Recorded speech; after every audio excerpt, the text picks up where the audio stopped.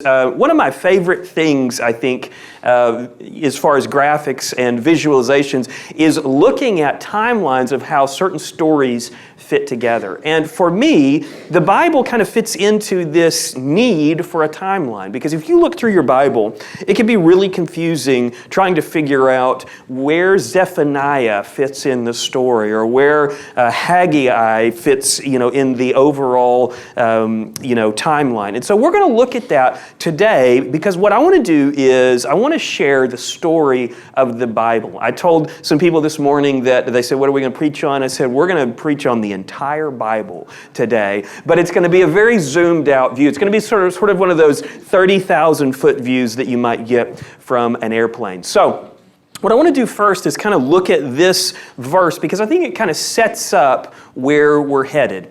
This is in Isaiah, and this is Isaiah recording the words of the Lord. And here's what God says. He says, "I make known the end from the beginning, from ancient times what is to come. I say, my purpose will stand, and I will do all that I please." I really like this statement because it tells us a few things both about God and about how we fit into the story. So let's just kind of break this down. He says, "I make known the end from the beginning."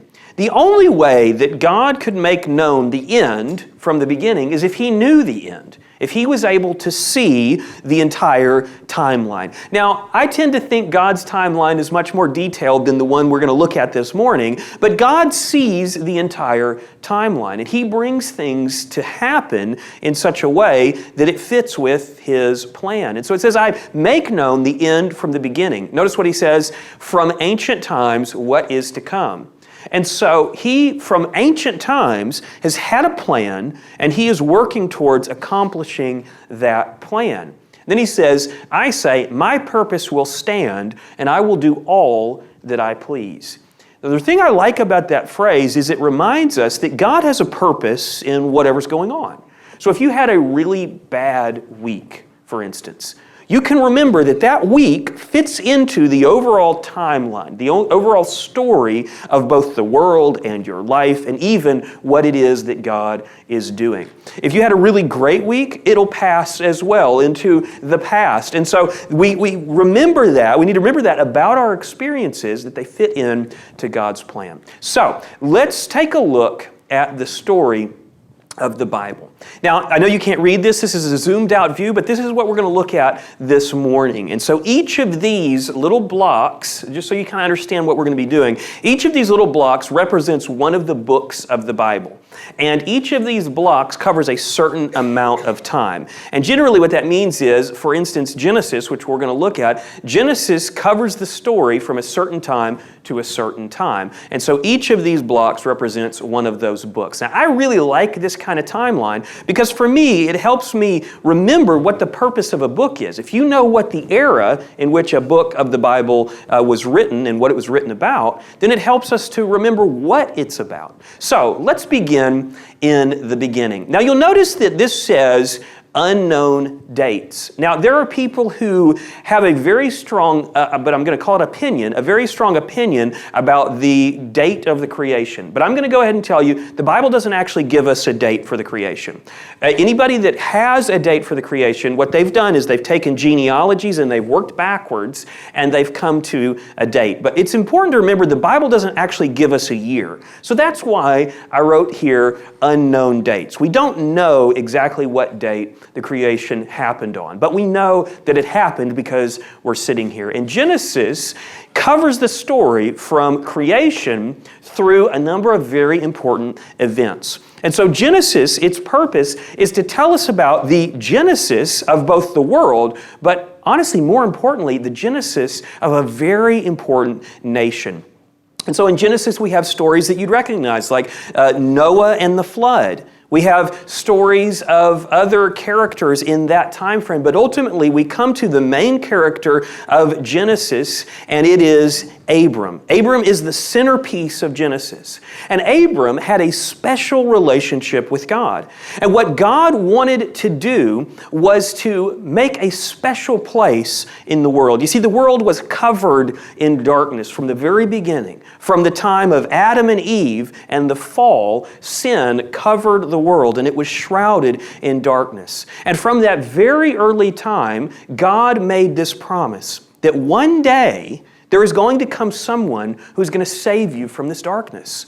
Even in the very first chapters of Genesis, he begins to talk about that. And that idea sort of ruminates as we get to Abraham. And when we get to Abraham, God begins that plan in Abraham. And the plan consists of Abraham becoming the father of a great nation. So God makes a promise to Abraham that he will have many, many descendants. And you probably recognize the story. He ultimately has a son, and that son has a son, and we know him as Jacob. Jacob, also known as Israel, has 12 sons, and they begin what we think of as the nation of Israel. Now, Genesis does not get us to the point where they have a land. They are just a people group toward the end of Genesis. But we think of this as the birth of a nation.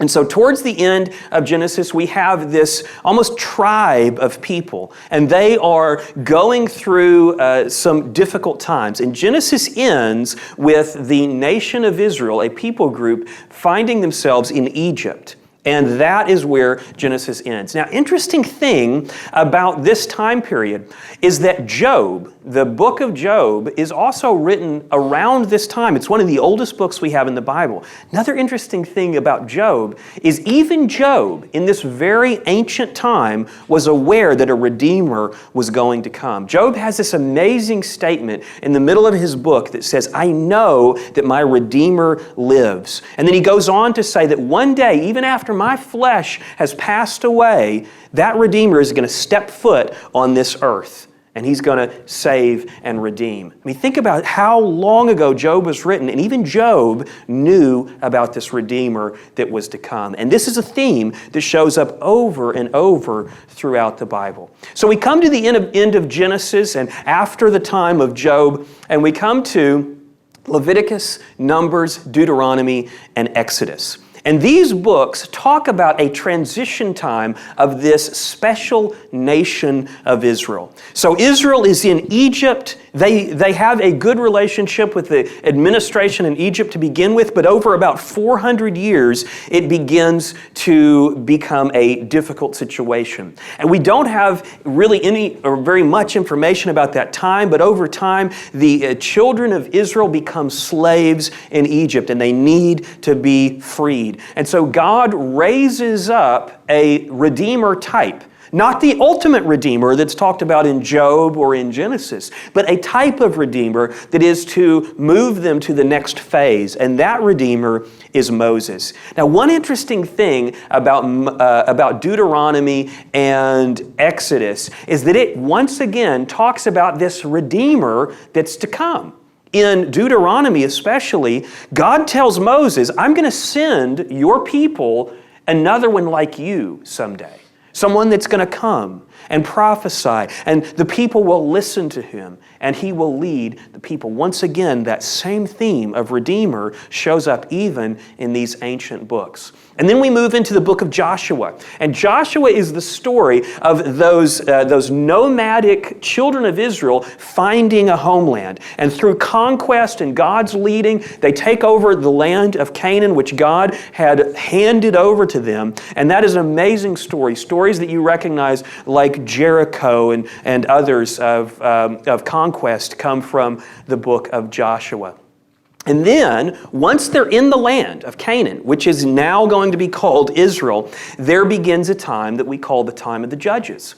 And in the time of the Judges, we have stories like Samson and Deborah, and even other stories like Ruth happen in that time frame. And so this is a time where they do not have a king. They are simply a people that are being led by kind of regional, we call them judges, but you can think of them as almost tribal leaders. Leaders that are appointed by God and have the gift of prophecy and can speak with God, and they lead the people, but none of them are a king. There's no centralized power for the most part in this time. And toward the end of this era, the people begin to cry out to God for a king. Now, God lets them know that there's going to be problems with having a king. There's going to be problems if you have a king like the nations around you, but the people want it so badly. And so we begin a new phase. And this phase has books like 1st and 2nd Samuel, 1st and 2nd Kings, 1st and 2nd Chronicles. And these books actually cover a long, at least Kings and Chronicles, covers a long period of time. But what it begins is the period of the kings, the period where Israel is actually a nation with a monarch. And this is an important moment in history because it begins to change the way that their nation operates.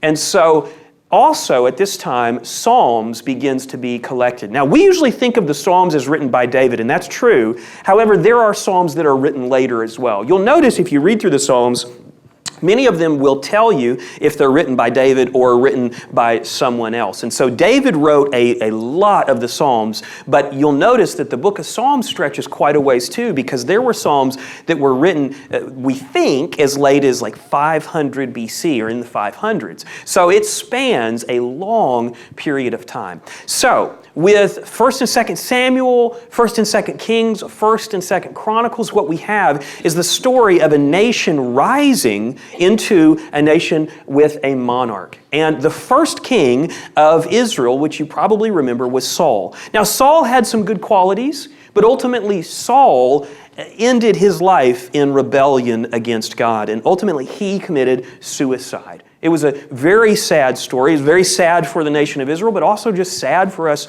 to read it today.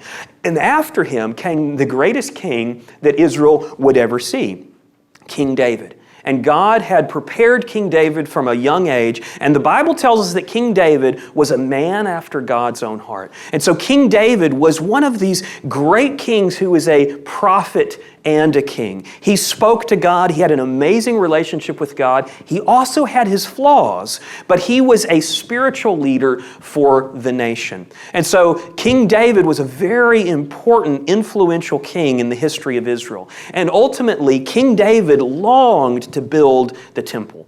They had a sort of a temporary tent-style temple that they carried around when they were nomadic, and they still had that in King David's day. But what King David wanted to do is to build a permanent temple. And God said, "I'm sorry, David, you have too much blood on your hands, but your son will build a temple for me." And so King David lived out his life. He had some failures. He had many successes. And ultimately he died. And his son Solomon took over the throne. Now Solomon was a very, very wise man. But Solomon had some really intense vices. For one, he was very, I'll say, attracted to relationships. We're told that he had hundreds of wives and hundreds of concubines. And so Solomon, though he had a heart after God at parts of his life, toward the end of his life, he was being pulled away to worship other gods. Now, during Solomon's life, he did a very important thing, and he built the first permanent temple in Jerusalem. And so the worship of God in a permanent temple began in Solomon's lifetime. But by the end of Solomon's lifetime, things were in a mess because of his rebellion against God. And at that point, the nation of Israel splits into two different nations. And it becomes the northern and the southern nation. Now, technically, the name for the northern region was Israel. And the name for the southern region was for one of the tribes, which was Judah. But for the sake of this timeline, I'm just going to keep using the word Israel because we've used it already. But Israel was the northern tribes, Judah the southern tribes. And so then the nation continues on, split into two, and there is a different king in the north and there's a different king than there is in the south. And so you have two kings at any given time for the rest of the history of the nation.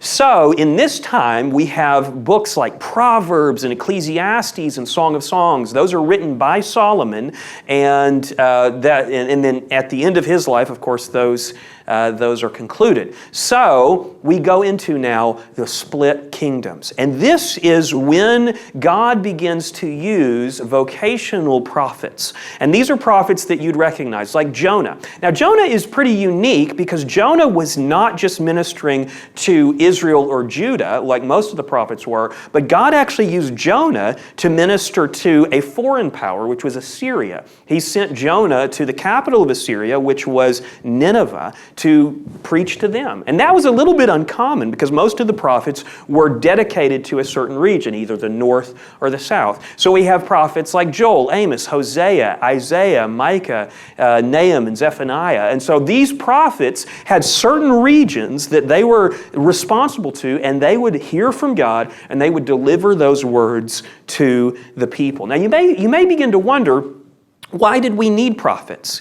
Because if the king was like David, hearing from the Lord, wouldn't he be the spiritual leader? Well, ultimately, even in David's time, there were prophets. And there's this great story in David's time where a prophet actually set David right. Even though David had this amazing relationship, there needs to be sort of a plurality of voices. But beyond that, for the most part, in Israel and in Judah, the kings were very rebellious against God. If you read through Chronicles and Kings, what you'll notice over and over, it says, such and such a king did evil in the sight of the Lord. And so the prophets were there to try to redirect the direction of the nation. And some of them had some success, but many of them found it very difficult to bring the hearts of the people back toward God. Now, I think it's worth mentioning at this point the difference between the minor and the major prophets. Now, it's not like the minor leagues and the major leagues in baseball. What the minor and major prophets, the difference ultimately is how much do we have written from them?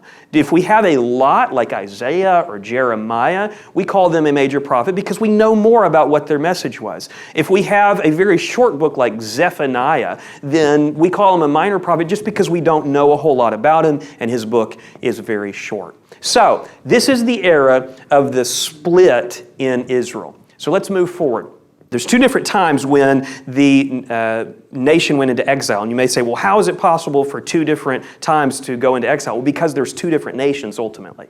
So the northern kingdom went into exile in 722. They were conquered by Assyria and they were dragged off. And they never really returned. Individuals returned here and there, but ultimately they were done for. That's 10 tribes that basically were lost to history. Okay, the southern kingdom of Judah was much smaller, and they lived on because they were more faithful for at least a time than the northern kingdom. And so they lasted until 586 BC. And for them, it was the Babylonians that God used to sweep in and to carry them off, to capture them and carry them off into exile. And so at that point, the nation of Israel, both the north and the south, is done. There are individuals still in the country, but for the most part, every person of influence has been dragged away at the point of exile. And this is where we get prophets like Daniel. So if you're reading through the Old Testament, you get to Daniel and you say, this feels like a really different book. That's probably because it's a different setting. It's in an entirely different place. Daniel is written in Babylon when the nation of Israel is in captivity. And so Daniel has some really incredible stories that we have learned since the time we were in children's church. Stories like Daniel in the lion's den, or the finger that writes on the wall. One of my favorite, Shadrach, Meshach, and Abednego. Now, some of the ones that we don't do in children's church so much, but are very important for our understanding of the timeline, is Daniel's vision.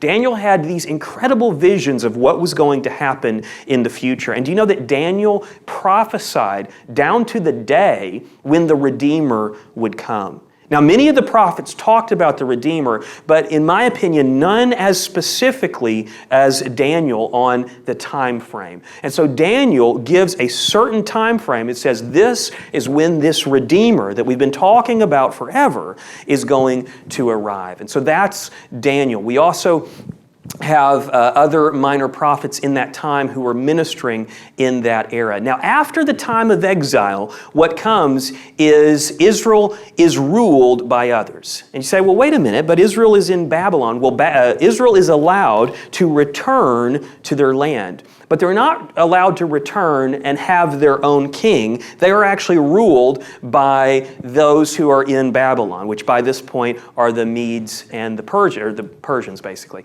And so so in this era, they begin a long stretch of time where they are controlled by people from other nations. Now, a few weeks ago, we talked about this, so I'm not going to give much information on this because we don't really have much in the Bible on this. We have about 400 years of silence after prophets like Malachi. Now, Esther and Nehemiah and Ezra come in this time when the people of Israel are being allowed to go back to their nation. And so Nehemiah, for instance, talks about the story of the people coming back and beginning to rebuild both the walls and kind of putting the temple back together and getting the city back in order. Now, they're still ruled by others, but they're beginning to have some hope and some excitement about what's to come. And that is the end of the New Testament.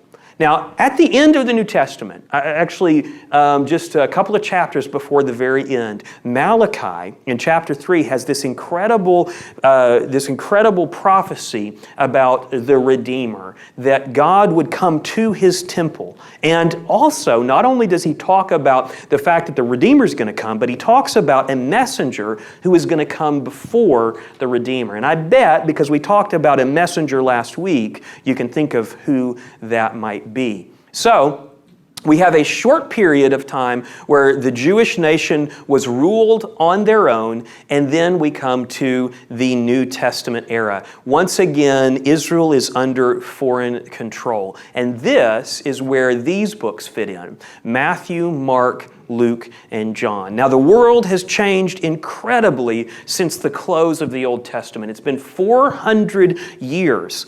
And so many of the prophets had talked about this Redeemer who is to come, this Savior who is going to come into the world and save His people, Israel. And so Matthew, Mark, Luke, and John talk about the moment in history where that happens. And so John the Baptist shows up first, and we talked about him last week, but he shows up first and he begins to prepare the nation of Israel, who is a nation ruled by foreign oppressors. He begins to prepare the nation for this Redeemer. And so John the Baptist prepares them, and then Jesus is announced. And Jesus does some amazing things, of course. Jesus heals people. He does miracles. He speaks on behalf of the Lord like nobody has in many, many years. He even brings some people back from the dead. But here is a difficulty. He did not fit the expectation that people had. People of the time expected him to be a warrior king. They expected him to be born to a noble household, to a wealthy family. And instead he's born to a carpenter and a woman that has a bad reputation around town because she had a child, she was pregnant before she was married. And so Jesus comes to this family, is born to this family that is a huge surprise. And so Jesus finds opposition at almost every turn. Nonetheless, he does the work that he's sent to do. And so Jesus, ultimately, his opponents take him, they arrest him, and they murder him. And they think that's the end. And the government of the time and the region began to plan. After Jesus was dead, they began to plan how they were going to take out the rest of those who were following Jesus. But something unexpected happens. Jesus, as you know, rises from the dead. And he ultimately begins to embody everything that the Old Testament had spoken about him. Because here was the difficulty. There were so many phrases and statements about Jesus in the Old Testament that the people of the time, while he was living, had a really hard time taking all of those phrases and things that they knew about Jesus and making it fit with the guy that they were looking at. But once he rises from the dead, it begins to make a lot more sense. In fact, even Isaiah 53 begins to make sense in light of what they know now. And so at that point, Jesus' followers, who had been trained by him for over 3 years now, are sent out into the world.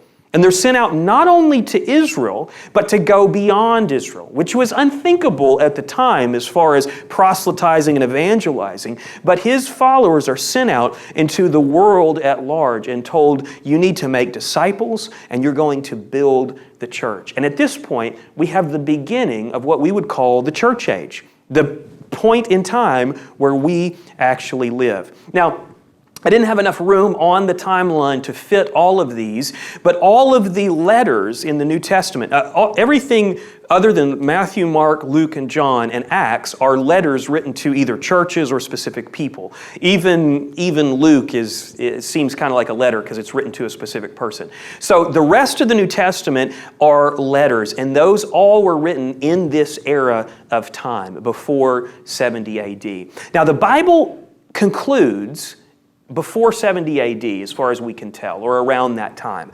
Something really important happens in 70 AD. Ultimately, the end of the history of Israel in the nation, in the landmass that we know as Israel, ends in around 70 AD. There was another battle after that, but we think of it as 70 AD. The Romans came in, they reconquered, they destroyed the temple, and that closes the book for Israel for a time. It does not mean that God was done with Israel, because God still had a plan for His people, and we'll talk about that at another time. But at that point, that closes the Bible for us. And so, this is our timeline. Now, what I want to show you, which is exciting to me, I think this is pretty neat. I went and took the 40 most kind of well-known prophecies about the Redeemer, about Jesus in the Old Testament. And I just kind of charted them out here. Now, this is so like, for instance, Psalms has dozens of them, and Genesis has a number of them. Daniel has a bunch. And so the red are the books of the Bible that talk about the Redeemer in a really clear way. Now, there are lots more references to the Redeemer than these 40. In fact, some people estimate that there's about 350 references to Jesus in the Old Testament. I didn't go through all of those because some of those you wouldn't know that they're references until you read the New Testament. For instance, Matthew lets us know that there are certain Bible verses that nobody realized were talking about Jesus until after the fact. But this in red kind of reminds us of how eager the people were who were waiting for Jesus. So, you are here. This is where you are. You live in the sliver of time that is after the Bible. And this is kind of an interesting idea to me because, what I was thinking is, from the time of creation, which was a long time ago, to about 70 AD, that's a lot of years. And so I kind of think of it like the majority of the history of Earth has been in the biblical era. And what I mean by biblical era is, the biblical era is the era that the Bible was still being written. So we live in a different era, a different time. Some people call this a different dispensation, which I would only use to try to impress you because it's such a big, weird word. But that's one of the words that we often use to describe these sort of slivers or these sections of time. And so the biblical era is this huge era where God was speaking to prophets and it was being written down. And that is how we got the Bible. But we live in an era now where the Bible is concluded. It's finished. It's closed, so to speak. And so that raises all kinds of questions for me about what is going on in history today. Now, we're not going to go over today's history today, but in a future week, we're going to look at some things that have led up to the moment where we are. And then, in a week after that, we're going to look at what is to come. And so that is our timeline for today. Now I want to go back to this verse one more time because I think it's valuable for us to remember, because you may be thinking, that was so much information, and I may not be able to keep that straight. Hopefully what it does is give you a sense of the entire story of the Bible. But here is my point in all of this, is what God says in Isaiah 46. So let's read it one more time. I make known the end from the beginning. I think this is so amazing that God would communicate with people as insignificant as us. You're all very valuable people. We're very, but in terms of the cosmos and God's creation, we're so small. What is man that God would be mindful of us? Even more than that, I would say, what is man that God would tell us what's going on, what went on in the past, and help us make sense of it, what's going on in the present, and even what's going to happen in the future. God makes those things known to us, and it's an amazing gift that He gives us when he does that. So he says, I make known the end from the beginning, from ancient times, what is to come. I say my purpose will stand, and I will do all that I please. One thing that helps me when things aren't going well is to remember that my life is this little sliver in this big story. And it's really easy to get focused on the things that I'm frustrated with, or the things that are going wrong in my life, or the things that don't happen the way I want them to. But for me, it's helpful to remember how small of a sliver each of our lives are when we look at the big timeline that God is working at. And so that, I think, is an encouragement. When he says, my purpose will stand, there's nothing out of all of human history that has ever stopped or broken God's plan. He has a purpose, and he will accomplish it. He says, I will do all that I please. So, let's pray.